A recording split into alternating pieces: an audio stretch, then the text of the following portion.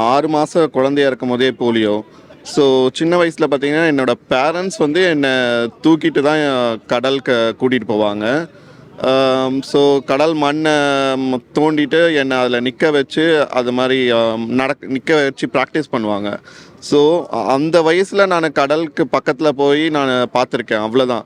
எங்கள் அப்பா நாங்கள் கூட்டு வர இங்கே ஏதாவது உட்கார வச்சுட்டு உட்கார வச்சுட்டு போவாங்க. ஐயோ நம்மளும் தூக்கிட்டு போகலே மண்ணில் அவ்வளோ தூரம் நடக்கணும்னு சொல்லுவாங்க.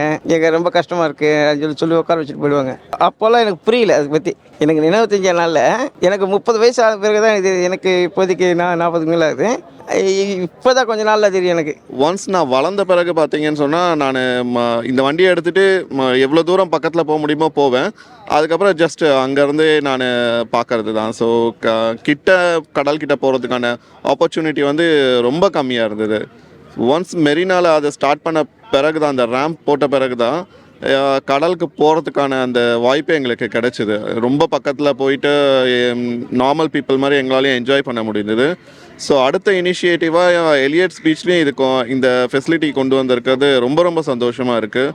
இப்போ நான் எங்கள் வீட்டில் யார்கிட்டையும் நான் பேசவும் மாட்டேன், சண்டை போடவும் மாட்டேன், நேராக வந்துடுவாங்க. இப்போ தனியாக போகிறதுக்கு நல்ல வாய்ப்பாக இருக்குது. ஸோ தட் நாங்களும் பார்த்திங்கன்னா இப்போது ஈஸியாக கடல்கிட்ட போகலாம் and we can enjoy. And எங்களுடைய பாதங்களும் இந்த கடல் தண்ணீரில் நனையிறது வந்து ரொம்ப ரொம்ப சந்தோஷமாக இருக்குது.